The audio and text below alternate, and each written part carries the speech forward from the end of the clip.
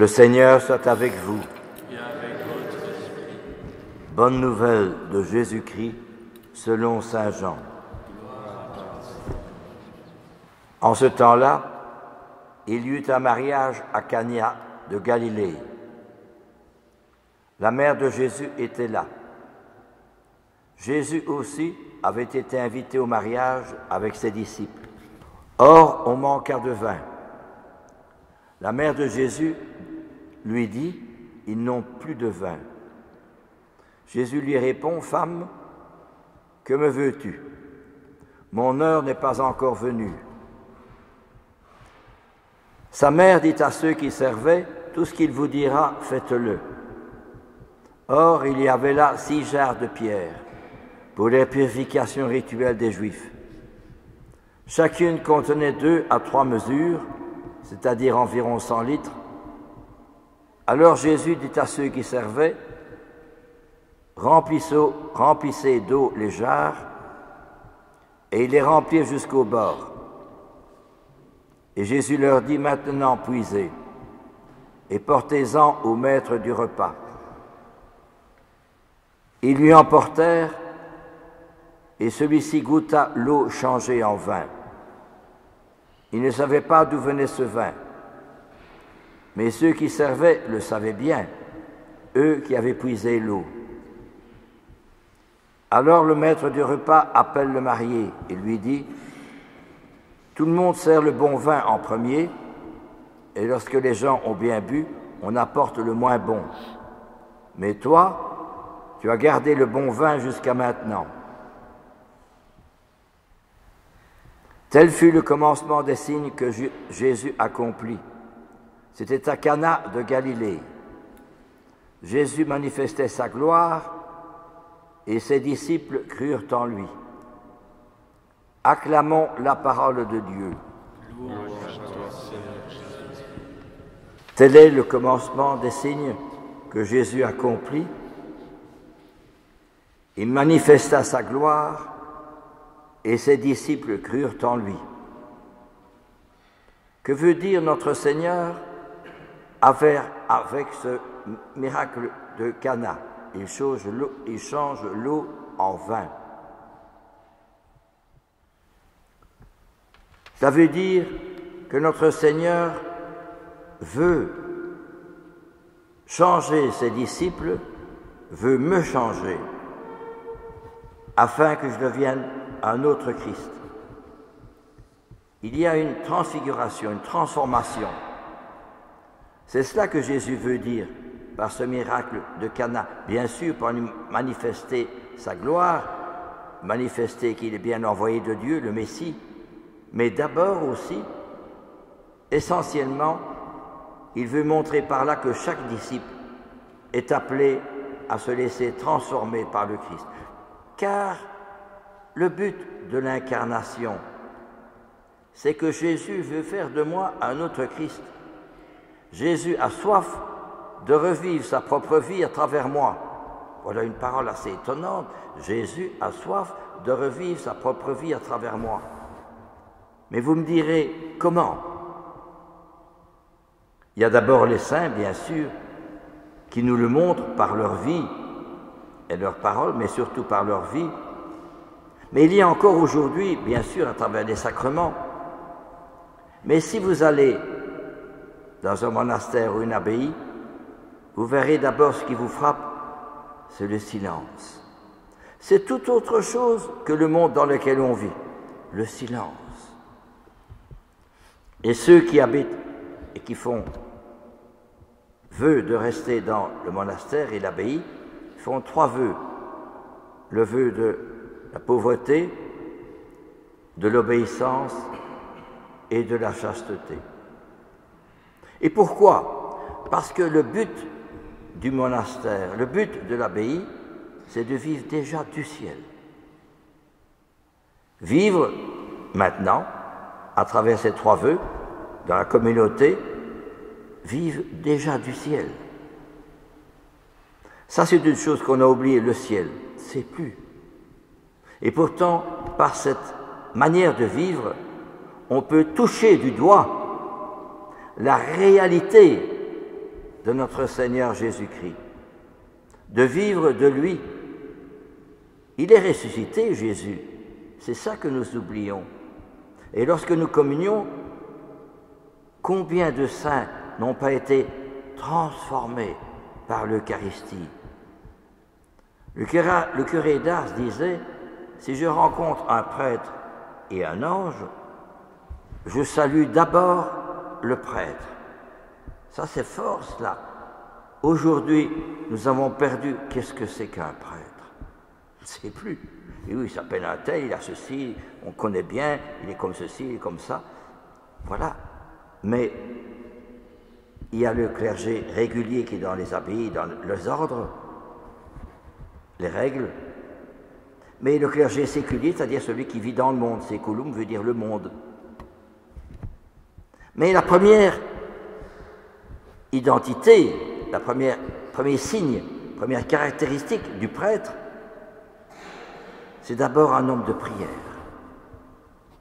Le prêtre est appelé à montrer le ciel. Vous vous souvenez, le curé d'Ars arrivait à Ars. Il ne connaissait pas bien le chemin. Il voit un petit jeune homme et lui demande « Tu ne sais pas où se trouve l'église de Ars ?» Et le petit jeune homme lui montre, indique comment il faut faire pour aller à Ars et à l'église. Alors le curé d'Ars lui répond « Tu m'as montré le chemin d'Ars, moi je vais te montrer le chemin du ciel. » Eh bien c'est cela. Le prêtre est d'abord, essentiellement, je dirais ontologiquement, fondamentalement, un homme qui conduit vers le ciel. Aujourd'hui, on a perdu cela parce que le prêtre, on l'appelle par leur prénom, est habillé comme tout le monde. Alors qu'en fait, le prêtre, avant, il avait une soutane. Il portait la soutane, qui était la séparation du monde. Il était d'abord voué à Dieu, avant d'être voué aux hommes. Mais s'il est voué aux hommes, c'est parce que d'abord, il est voué à Dieu, il est consacré à Dieu. C'est Dieu qui l'envoie aller vers les autres. Ce n'est pas moi qui dis « Oh, ça m'intéresse ceci ou un tel ou un... » Non, c'est le bon Dieu qui m'envoie, dans la mesure où je reste fidèle à la prière. C'est la prière qui donne l'identité du prêtre. Voyez-vous, c'est ça qui est important. Et justement,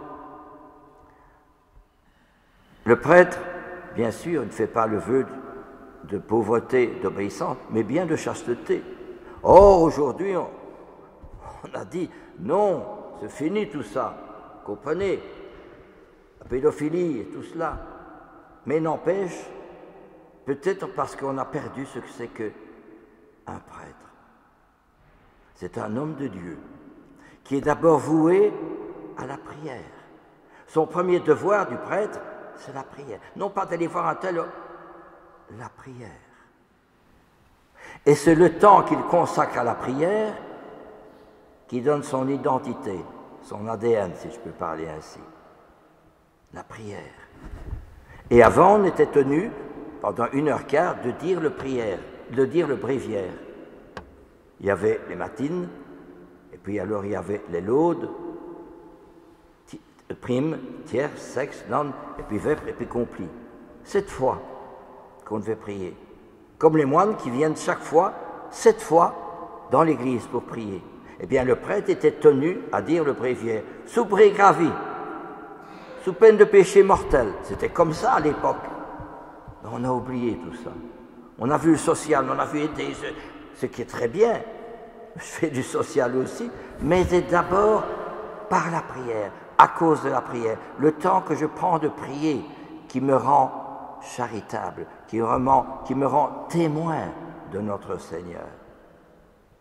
C'est tout à fait différent. C'est un monde tout à fait différent du monde dans lequel on vit. On vit dans un monde matérialiste, individualiste, chacun pour soi.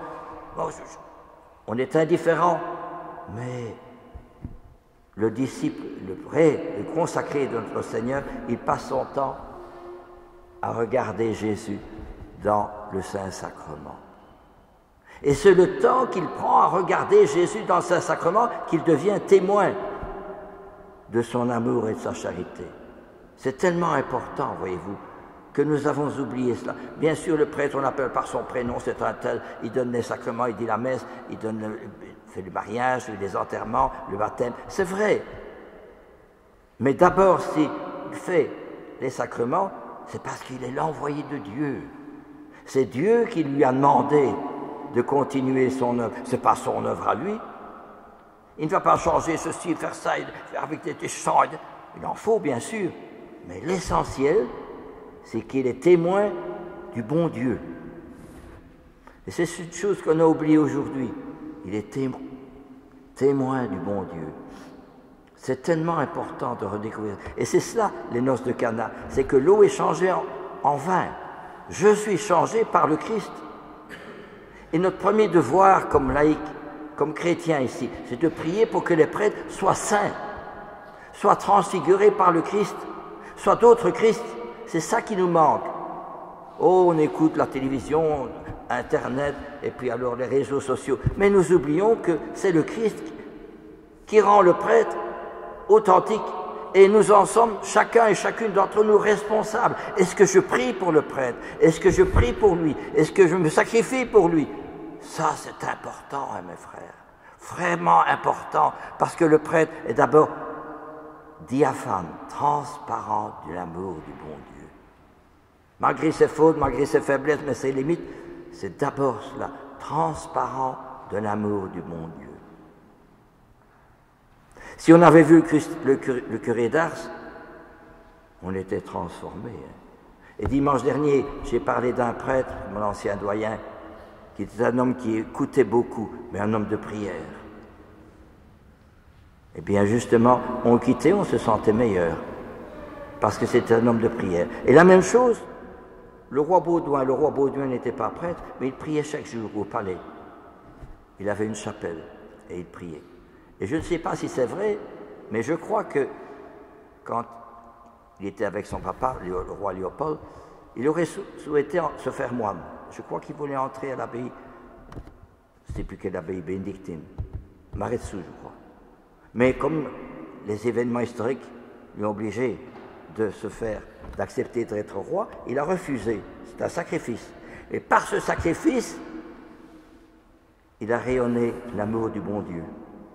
Par son sourire, par sa délicatesse, son attention à chacun. Eh bien, c'est cela que nous oublions trop souvent, voyez-vous. L'eau est changée en vin. Et c'est bien ce que nous dit la première lecture qui est magnifique, hein, que nous oublions trop souvent, du moins en tout cas moi, parce que c'est ça qui est important. Toi, tu seras appelée ma préférée. Cette terre se nommera l'épousée. Le Seigneur t'a préférée et cette terre deviendra l'épousée. Comme un jeune homme épouse une vierge, il t'épousera. Comme la jeune mariée fait la joie de son mari, tu seras la joie de ton Dieu. Eh bien, c'est ce que nous rappellent les saints. Hein. Thérèse de Lisieux, qui avait la tuberculose et qui était malade, qui avait toute la raison de se plaindre et de gémir et de critiquer, elle dit: ici-bas, je ne puis concevoir une plus grande immensité d'amour que celui qui vous a pu me prodiguer sans aucun mérite de ma part. Elle était transfigurée. Hein. Et quand, je raconte encore peut-être ce fait-là, quand elle était dans le jardin, au bras de notre sœur, parce qu'elle n'avait plus quelques mois à vivre, elle souffrait du poumon, elle ne savait plus beaucoup respirer.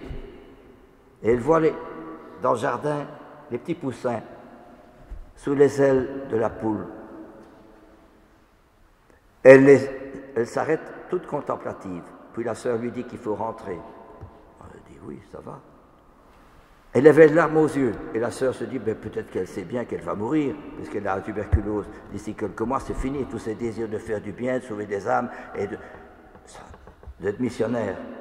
C'est fini. Alors la sœur la rencontre après.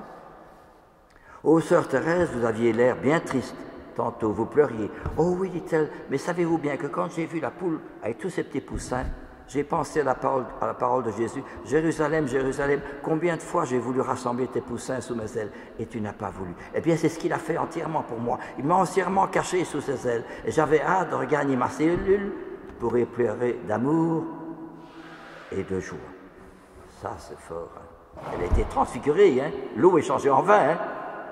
C'est ce qui nous manque, n'est-ce pas, frères et sœurs? S'il y a tant de critiques et d'opposition, ouais, ceci, on critique ceci, il n'y a plus de prêtres et ceci, et si des jeunes veulent devenir prêtres, il faut qu'ils découvrent cela. Eh bien, justement, si aujourd'hui il y a tant de problèmes dans les familles, à gauche, à droite, des drogués, etc., il y a une chose qui manque. Il n'y a pas assez d'eau qui est changée en vin. C'est-à-dire, il n'y a pas assez de chrétiens qui soient transparents du soleil du bon Dieu, de l'amour du bon Dieu, de la grâce du bon Dieu, de la sainteté du bon Dieu. Alors oui, ce n'est plus moi qui vis, c'est le Christ qui vit en moi. Que le Christ habite en vous, dans vos cœurs, dit saint Paul, et que vous soyez remplis de que vous goûtiez la longueur, la profondeur, la largeur, la hauteur de l'amour de Dieu qui surpasse toute connaissance, afin que vous soyez remplis de toute la plénitude de Dieu, dit saint Paul. Eh bien, c'est bien ça. Hein. L'eau changée en vin. Est-ce que moi qui vous parle, est-ce que chacun d'entre nous, l'eau se change en vin? C'est le Christ qui le veut, c'est pas moi qui veux, c'est lui. Et parce qu'il le veut, je suis transformé, dans la mesure où je me fais petit. Non pas moi, je suis mon orgueil, mais dans la mesure de ma petitesse. Alors Jésus peut envahir mon âme avec profusion de sa lumière, de sa sainteté, de son amour. Ce n'est plus moi qui vis, c'est le Christ qui vit en moi. L'eau est changée en vin. Amen. Alléluia. Si on pouvait savoir, frères et sœurs, cette richesse formidable, il suffirait qu'il y en ait 2 ou 3 qui vivent comme cela, comme Thérèse, comme Charles de Foucault, comme le Père, comme le frère Monsieur Marie. 2 ou 3. L'amour de la dernière place soulève le monde.